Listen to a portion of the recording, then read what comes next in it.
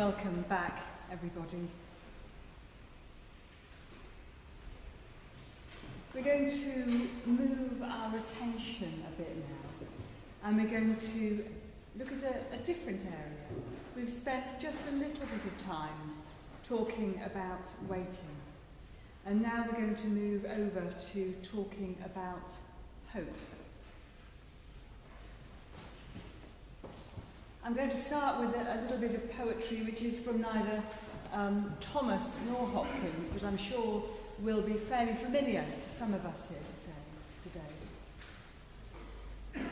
I said to my soul, be still, and wait without hope, for hope would be hope for the wrong thing.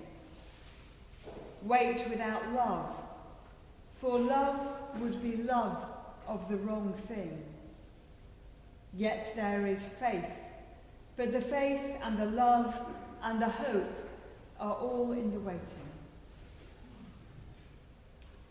Of course, from T.S. Eliot, from his wonderful poetry from 4 quartets, and this is from East Coker.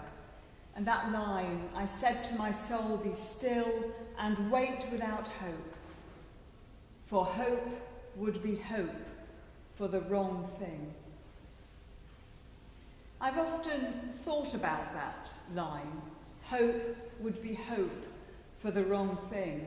And it's always been, I was going to say interesting, but it's more than interesting, something which has challenged me a lot about hope and what is hope and what do we mean when we talk about hope and when people generally talk about hope, what actually are we saying?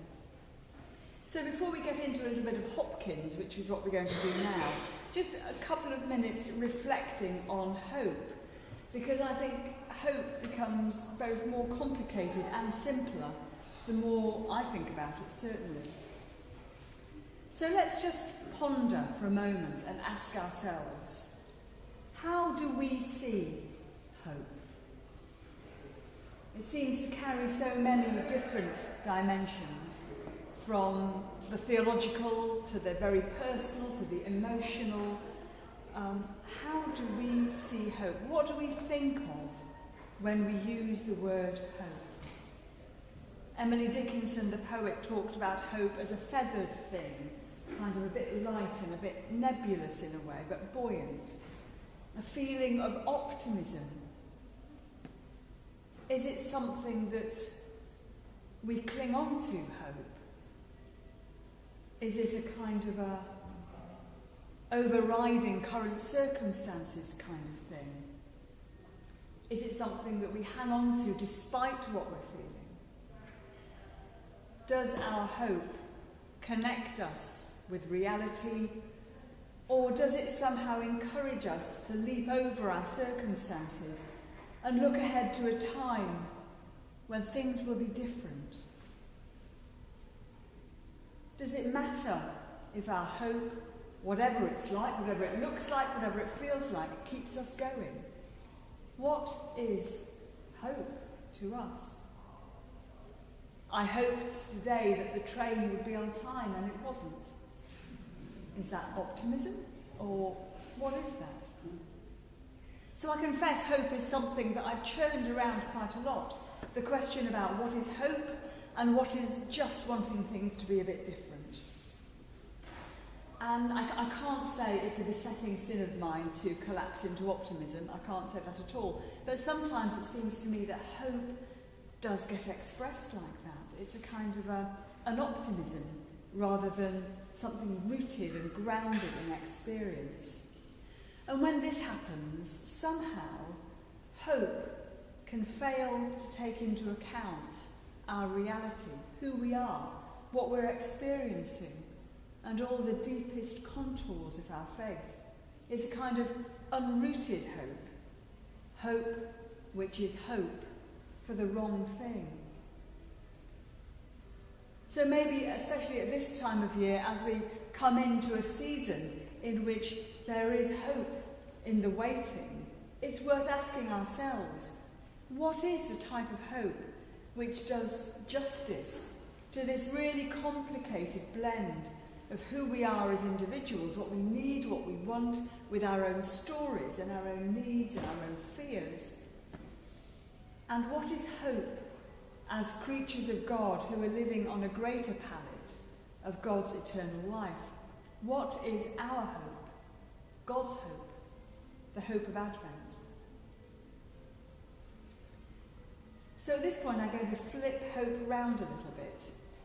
We often talk about having hope. I'm hopeful that. I really hope that. But if we flip it round, let's look at it through a different lens. Supposing it's not so much that we have hope, but that hope has us. And supposing that though we might feel hopeful or not hopeful, depending on our circumstances, hope exists anyway, beyond any feelings we have about it. Supposing that hope is a state rather than our possession. This is hope, which is more a kind of a realm in and of itself, which carries on whether we feel it or not, whether we're caught up in it or not. Perhaps this is hope as a reality which isn't dependent on what our current experience is, but that's important, but which can hold us, can even transform us when we are able to live in the context of hope. Rowan Williams said about hope that it's rooted in eternity. It's something that connects us, our past, our present and our future. That's hope. It's utterly rooted in our understanding that we only exist at all because God has called us into being. And that if we think about it in this way, then all our confusions become bearable in the light of this. We only exist anyway because God has called us into being. Our life is a gift. Another theologian, Jürgen Moltmann, who's a great theologian of hope, said that actually Christianity is hope. And that if we look at God's promises, this idea again that we only exist because of God, it can transform how we see the present moment by moment. He said that hope alone takes seriously reality. He said hope isn't a kind of a transforming glow. It's not a sort of Pollyanna experience where we superimpose something on daily life, but it's a realistic way of seeing our lives and what's possible. This hope is a kind of a context, it's a lens through which all of our life can be lived. It comes from our faith, it doesn't ignore circumstance, and it doesn't pretend or avoid our reality. It's a point of connection between us and God. But how do we live this? Because often we don't feel hopeful, or we are too hopeful about something, or we miss the significance of this eternal dimension. How do we find this place? This, for me, is where Gerard Manley Hopkins comes in. Because he was a poet who seemed to have the ability to express hope in all its possibilities. In the eternal, in the divine, and in human frailty. He was a poet of extraordinary faith and deep, deep humanity, which I think is why I love him. So a brief pen picture of Hopkins for those who may be unfamiliar with him. Hopkins lived a sadly very, very brief life. He was born in 1844, he was from London, and he died in 1889. He was only 45, he died of typhoid fever when he was an academic in Dublin. He was a Jesuit priest. And we do know about Hopkins that he was a person of incredible highs, religious highs. He wrote the most beautiful poetry. If anyone knows God's Grandeur, the world is charged with the grandeur of God, or glory be to God for dappled things. This is Hopkins at his most exuberant. He also wrote out of the depths of his own human experience of sorrow and of despair. He suffered greatly in his interior world. So he had a rich and vibrant life of faith, and also he was very connected to his emotional realms with all that meant, the positives and the deep pain that he experienced. And so he carried a sense of human complexity, and that's never shied away from in his poetry. It was when he was at university that he found that he was drawn more and more to live the life of a religious, and he was drawn away from his Anglican roots and found himself deciding that the time had come to be received into the Roman Catholic Church, and he became a Jesuit. And all the descriptions of him are rather fascinating. It seems to be this lovely blend of being quite pernickety, a little bit fragile, very funny. He had loads of friends. He loved the natural world. He absolutely loved North Wales, where he lived during some of his years, during his training and later novitiate for the Jesuit priesthood. And he went through this interesting phase where for 7 years he didn't write. And this was a short life. From the age of being a very young man, when he'd already started writing poetry, to being in his 30s, he didn't write at all. He burnt his earlier writing, and he only started again whilst he was living in St. Bynard. And that was because he felt some kind of conflict about his calling to be a priest and his calling to be a poet. R.S. Thomas never seemed to feel that conflict, but Hopkins felt that as a deep conflict. And it was only in the light of a massive tragedy at sea in the 1870s that he started writing again. And at that point, it's as if quietly, when he hadn't been writing at all, he'd been maturing as a poet, or maybe he'd been maturing as a person, and his own poetic sensibility just suddenly popped out, and this wonderfully mature poetry started pouring out at that point. And that was when he wrote these wonderful poems of God with us and God in the world, and glorious, glorious poetry. Towards the end of his life, he was increasingly troubled, and increasingly he struggled. And his last 5 years, which is when he lived in Dublin, were very unhappy years for him. And we know lots of this partly because he wrote such a lot of letters. He left so much correspondence to his best friend, Robert Bridges, who was the poet laureate. And it was Robert Bridges who was responsible for publishing Hopkins 30 years after Hopkins had died. So he died in 1889, and his poetry was published around the end of the First World War. So we didn't have the gift of Hopkins until then. But also because he leaves us with poetry, which recounts the sense of, there's one which kind of is about the night terrors, the sense of how you hold your faith when you feel you're kind of falling apart. And it's moving and beautiful poetry. But the poem we're going to look at, and we may only have the time for one of his poems, because Hopkins' poetry is very dense.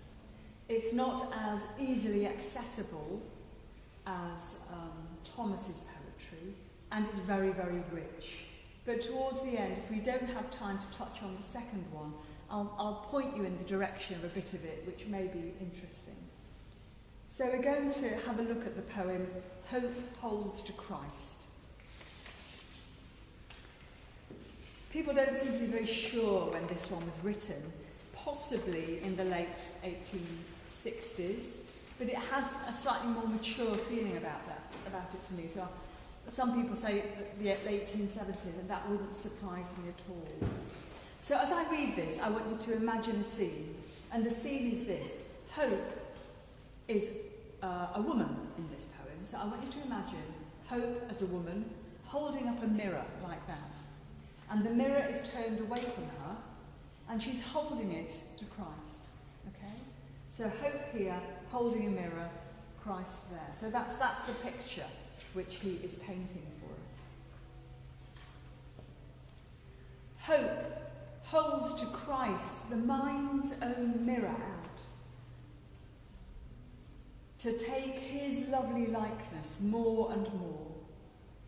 It will not well, so she would bring about a growing burnish, brighter than before, and turns to wash it from her welling eyes, and breathes the blots of all with sighs and sighs. Her glass is blessed, but she as good as blind holds till hand aches, and wonders what is there. Her glass drinks light, she darkles down behind, all of her glorious gamings unaware. I told you that she turned her mirror dim between whiles, but she sees herself, not him.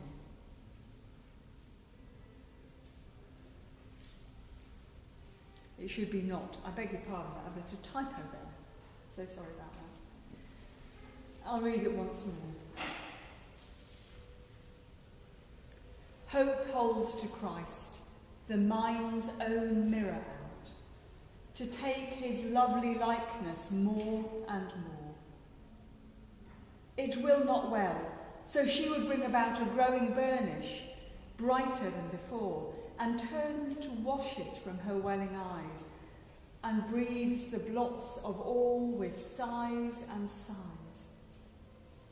Her glass is blessed, but she as good as blind hold till hand aches, and wonders what is there.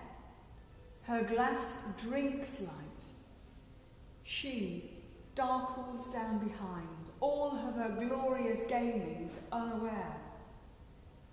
I told you that she turned her mirror dim between whiles, but she sees herself, not him.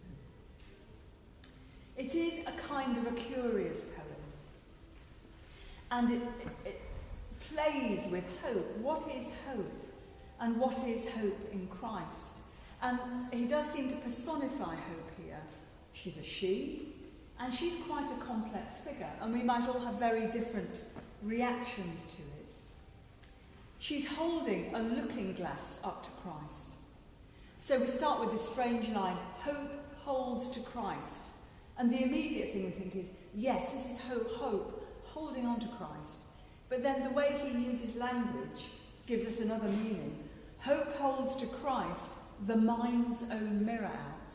She's holding something out to Christ. Holding to Christ and holding something out to Christ. Holds up a looking glass. It's a mirror which could be a lens, so Christ is seen through it, could be purely a reflection of Christ. And this soaks Christ up to take his lovely likeness more and more. So this is hope, soaking in from Christ, what gives hope's essence. At this point it seems like hope and Christ are kind of interwoven, but also woven into our minds, because hope holds to Christ the mind's own mirror out. So there's something about us and our mind that hope is holding out to Christ. It's connecting us and God. But the relationship is complex. It's almost as if we find a reflection of Christ here in holding it out, even though hope herself can't see Christ. The poem seems to suggest that as hope holds something out to Christ, hope's own vision is blocked. And she's doing something on our behalf, which is soaking in the presence and the love of God. But hope herself is slightly unable to see it, which is a really interesting way, perhaps, of seeing our experience of hope. Is it that sometimes we think to ourselves, there is my hope, I don't feel it, I don't get it, but I know that to focus on Christ will deepen this sense of connection and hope. Hope is doing work for me here. We might react differently to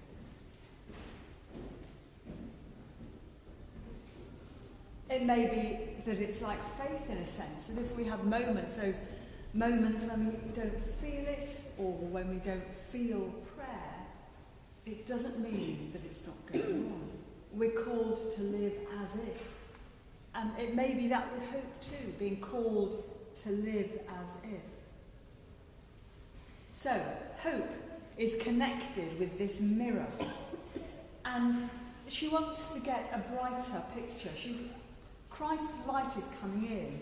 But then we hear this is like, oh, it will not well, which is like, oh, it's not going terribly well. So she would bring about a growing burnish brighter than before.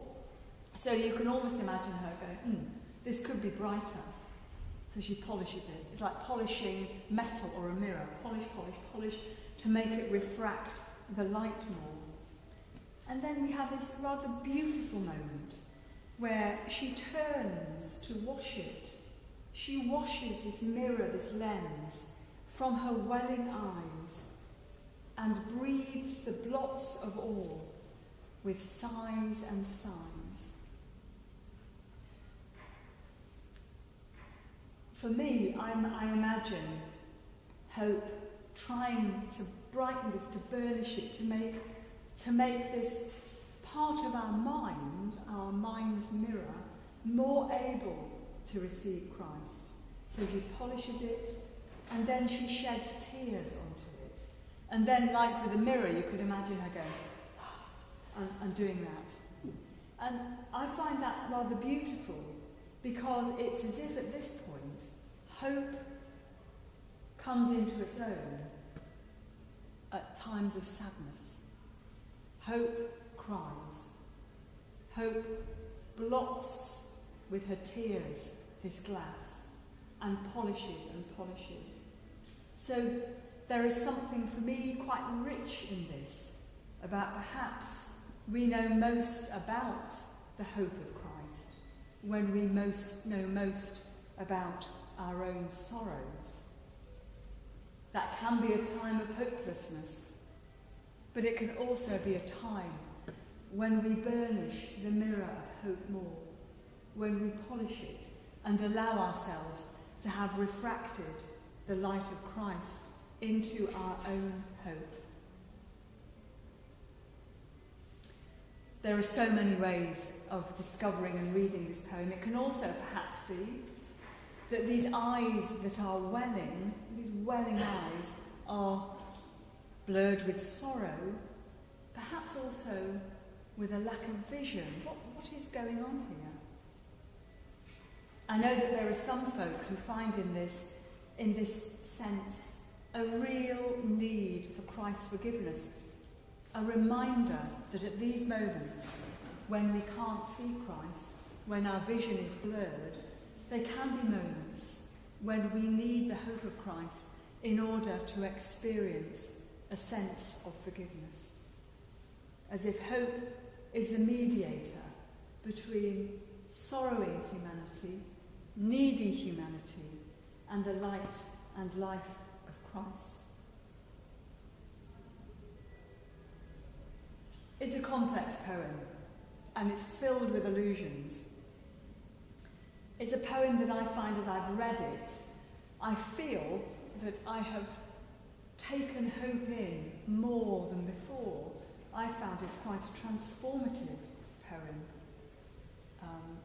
We will all react differently. In terms of the style, just a thing about the style, because Hopkins' poetry is so rich. It is actually quite a simple poem for Hopkins, There are much fewer flourishes than he sometimes has. He uses, he was the creator, if you like, of something, two words which he called inscape and instress, which are very Hopkins words. And all he means by that, I say all he means, I'm probably going to massively oversimplify now. Inscape is this understanding he had that there is nothing in God's world which does not have an essence of God's life and spirit within it. And so this microphone has its own inscape. The radiators, each person here, everything has its own inscape, its own something which makes it what it is. And he had a particularly strong ability to enter, if you like, the inscape of something, of the countryside, of the clouds, of anything, and to apprehend it. He had a very, very deep sense of connection with the world around him. And there's this other thing which goes with inscape, which he called instress. And instress was, to try and boil it down, is how we take in the essence of another thing. So it's kind of quite charged and quite powerful. And poetry for him was one form of our taking in the inscape of something else. And so he often writes quite rich and well, I would say it's more than rich. It's dense. Some of his poetry is so dense you could stand a spoon up in it. But the more you read it and experience it and let the images reach you, the more you kind of work your way into his sensibility. He's allowing me into something here. This is amazing. So when I read this about hope, for me, it's a poem of entering into the profound experience of, as creatures of faith, understanding, apprehending a little bit more of the hope of Christ, whilst also being true to the feeling of hope or hopelessness within us. Now, just at the end of this particular poem, which is laden with this great language and alliterative power and so on, he does something very interesting stylistically. As hope has been holding up the mirror to Christ, and he says, she darkles down behind, which is one of those words which manages to bring together, it's dark if you're not getting the full benefit of the light, but you can also imagine her kind of tucking down, she's darkling down behind. All of her glorious gains unaware. Hope does not know how lucky she is, because she can't experience it. She's taking it in, and she's not experiencing it. I find that very powerful, can be very true to the human experience. And then right at the end, these last two lines, I told you that she turns her mirror dim between whiles, but she sees herself, not him. It's as if the poet kind of turns to face us then. No longer does the hope bit, but has described everything and then turns to us like a camera panning and turning to the audience and saying, I told you that she turned her mirror dim between whiles, but she sees herself, not him.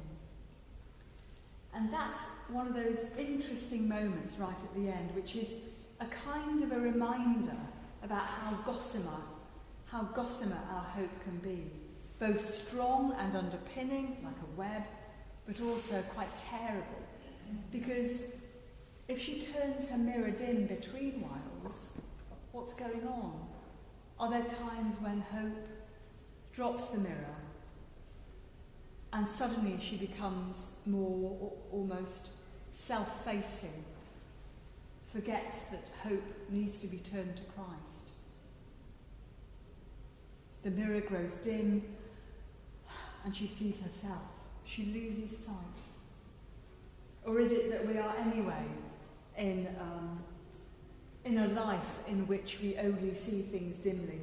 We see in a mirror dimly, and we will only get the fullness of Christ when we see him face to face. This is one of those rich poems which I think offers us a type of inscape which is rooted in an idea, if you like, rather than a thing. He's trying to express hope and give us an experience of hope so we can in-stress hope. I find it a powerful expression of hope, and for me says something about the challenge of Advent hope when we are so much turning our mirror towards the Christ who is coming, who is ahead of us, and when we can also learn something about the nature of our own hope and what we do with hope. We have only a minute left, so the poem which I might also have invited us to look at is called The Lantern Out of Doors, and that may be something you would like to read in the break or not. And towards the very end of that poem, the last 3 lines, which are all about Christ minding what happens to us. For me, it's one of those beautiful little moments in Hopkins when we are invited to apprehend the power of hope in Christ. Christ minds. Christ's interest. What to avow or amend, that's within us. Eyes them. Heart wants. Care haunts. Foot follows kind. Their ransom, their rescue. And first, fast friend. I imagine this as the Christ to whom hope is holding out the mirror. And with 12 o'clock upon us, I think we're at our time for a break.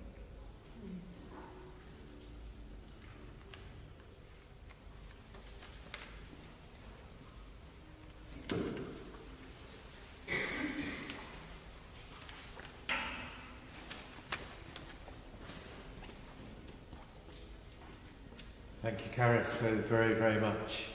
I do love the idea of hope holding us. And maybe in our break now, if that theme or any of the other themes we've heard, we wish to hold and to pray through and reflect upon, then obviously feel free so to do. May I be very self-indulgent and read a quote from Lord of the Rings. And this comes towards the end, when Sam and Frodo, it's all looking a bit rough, to be honest, and they're in the foothills in Mordor, but then Sam sees the star twinkling above the clouds. For like a shaft clear and cold, the thought pierced him that in the end the shadow was only a small and passing thing. There was light and high beauty forever beyond its reach. And as Carys said, hope does not depend on how we're feeling, or even on what we're experiencing, but it is there, because it is in the mind and heart of God.